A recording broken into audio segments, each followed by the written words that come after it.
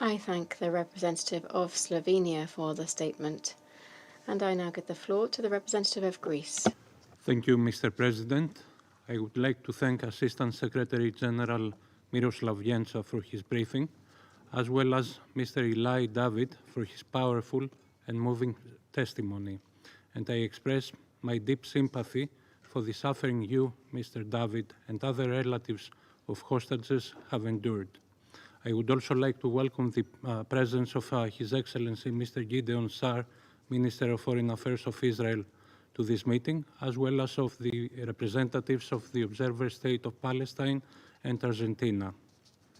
Mr. President, Greece reiterates its firm condemnation of the heinous terrorist attacks perpetrated by Hamas on October 7. The recently released images of hostages were yet another stark reminder of this continuing calamity. Today, we stand in solidarity with the victims and the families, and above all, with those who remain in captivity. Our thoughts are with every hostage still held in Gaza, with those who returned home traumatized, with those who perished in captivity, and those whose fate remains unknown.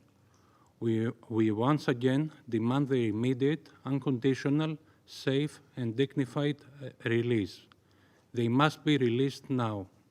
It is deeply troubling that these hostages have not been granted humanitarian access to address urgent medical and basic needs as required under international law, including international humanitarian and human rights law.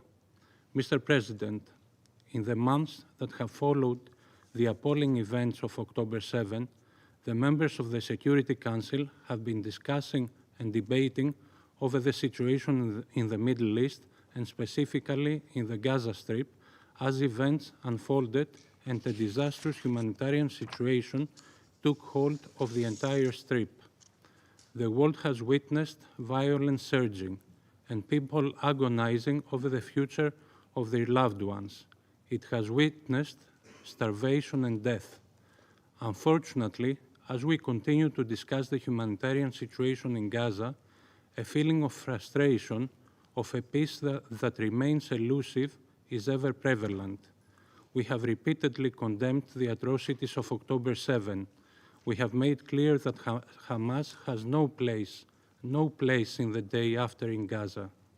We have called for the immediate and unconditional release of all hostages.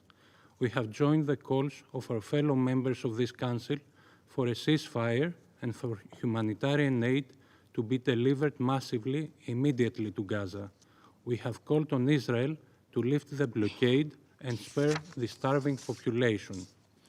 Mr. President, we cannot accept the suffering and humiliation of the hostages at the hands of Hamas and the anguish of their families. No one should. Nor can we turn a blind eye to the suffering of over 2 million Palestinians and their strive to survive.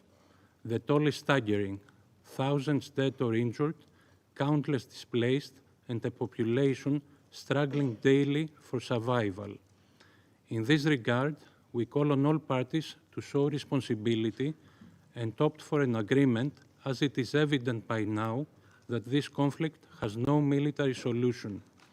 The political process must be revitalized with the aim to create conditions conducive to achieving a two-state solution according to the relevant Security Council resolutions, while guaranteeing the right of Israel to exist in peace and security. As we have stressed before, there can be no day-after scenario for the Gaza Strip with Hamas. There can be no day-after scenario without the Palestinians in Gaza. Forced displacement of the population from the occupied Palestinian territories would amount to a grave violation of international law, would jeopardize the regional stability and security, and would undermine the prospect of a two-state solution, as would any other actions that run counter to this objective. Meanwhile, the humanitarian crisis on the ground demands immediate action. Millions are in urgent need of food, primary health services, education, and shelter. Border crossings must remain open. UNRWA's role should not be undermined. Civilians and humanitarian workers must be protected in line with international humanitarian law. Mr. President, we cannot change the past, but we can certainly shape the future. The suffering of both sides must come to an end. Neither the hostages and their families nor the Palestinians can afford another day of this devastation. I thank you. Agradezco.